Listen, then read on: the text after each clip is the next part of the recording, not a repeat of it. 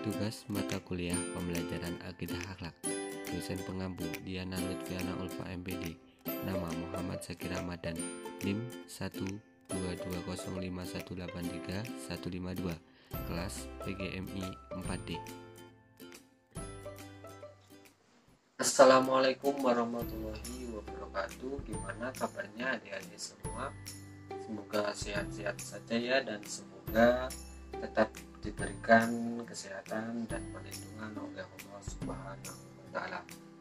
Oke, kembali lagi bersama saya Kak Zaki dalam pembelajaran akidah akhlak. Nah, pada kesempatan pada video kali ini kita akan bahas materi tentang akhlak terpuji, yaitu yang pertama, sikap sopan dan ramah terhadap orang tua dan guru.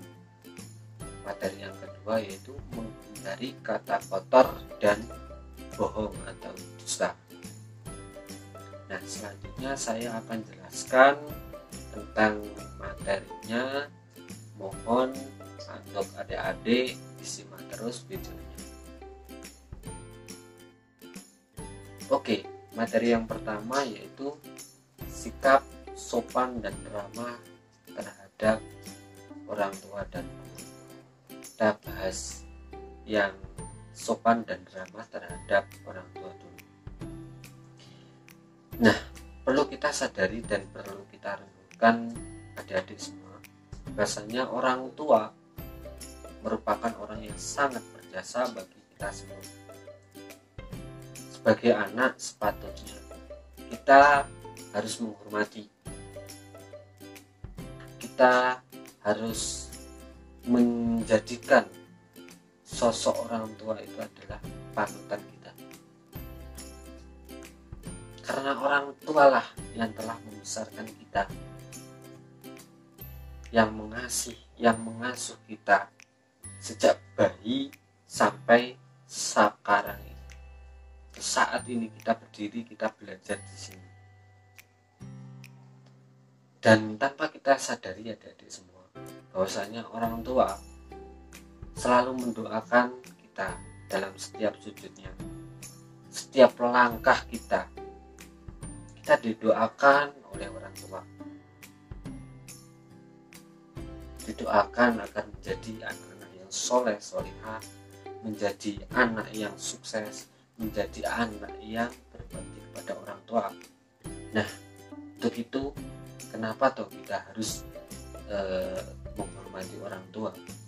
Karena orang tua lah yang sangat berjasa bagi kita. Kita berdiri di sini alhamdulillah karena berkat orang tua kita. Nah, nanti saya berikan contoh bahwasanya sikap sopan dan ramah terhadap orang tua itu seperti apa. Berikut beberapa contoh sikap ramah dan sopan kepada orang tua. Yang pertama, berbicara dengan sopan. Yang kedua, menaati nasihatnya.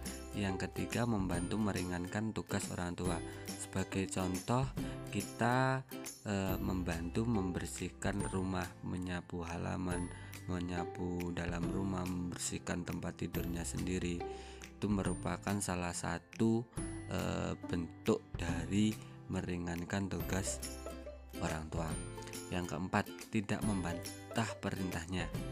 Nah, tidak membantah perintahnya ini sebagai contoh ketika orang tua kita menyuruh kita untuk misal membelikan sesuatu, kita harus segera beranjak mengerjakannya. Tidak boleh ada kata tidak mau. Yang kelima, tidak meninggikan suara saat berbicara dengan orang tua. Nah, di sini sebagai contoh kita saat berbicara kepada orang tua itu tidak membentak-bentak. Yang kedua yaitu sopan terhadap guru. Nah, perlu kita sadari juga adik-adik, kepada guru kita juga sepatutnya seyogyanya kita harus menghormati, mentaati dan menyayangi beliau, karena beliaulah kita bisa membaca, menulis, dan berhitung. Nah, guru merupakan orang tua kita kedua di sekolah, sama seperti orang tua kita di rumah. Mereka mengasihi, mereka mengasuh kita. Dalam berpendidikan kita mencari ilmu, kita dididik di situ, kita dibantu dengan ikhlas. Guru membantu kita untuk belajar mencari menimba ilmu setinggi-tingginya. Nah, karena gurulah dari kita tidak bisa membaca tadi, tidak bisa membaca, menulis dan berhitung. Itu berkat guru kita bisa seperti ini. Kita bisa menghitung, kita bisa membaca. Nah, untuk itu adik-adik semuanya, mari kita hormati guru, mari kita tanamkan nilai-nilai atau sikap sopan dan ramah terhadap guru kita. Begitu jasanya guru bagi kita. Tanpa guru kita bodoh, kita tidak bisa apa-apa, karena bimbingannya, motivasinya itu sebagai doa kita juga untuk kita, doa untuk kita, motivasi yang diberikan oleh guru itu sebuah doa bagi kita. Nah, dan video selanjutnya juga saya akan contohkan bagaimana sikap ramah dan sopan santun pada guru.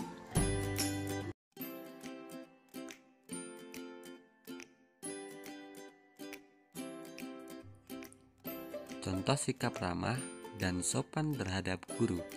Yang pertama, bertutur kata yang baik dan sopan. Yang kedua, mendengarkan penjelasan guru dengan baik. Yang ketiga, mengucapkan salam ketika berjumpa dengan guru. Yang keempat, tidak membuat gaduh saat guru memberikan penjelasan. Yang kelima, sebagai murid harus mentaati aturan guru. Oke, kita beranjak ke materi yang kedua, yaitu menghindari bicara kotor dan bohong atau dusta. Nah, saya jelaskan dulu tentang adab berbicara. Sebagai umat muslim yang beriman kepada Allah Subhanahu wa Ta'ala, adik-adik dianjurkan untuk berbicara, bertutur kata yang baik, sopan, serta berbicara yang penting, jangan muluk-muluk. Dan berbicara kotor atau jelek termasuk akhlak tercela. Dan berbicara kotor sendiri ini adalah perbuatan dosa, perbuatan setan. Dan Islam melarang kita untuk berbicara yang tidak baik, berbicara jorok, bohong kepada orang lain. Berbicara juga tidak boleh dengan nada tinggi atau teriak-teriak.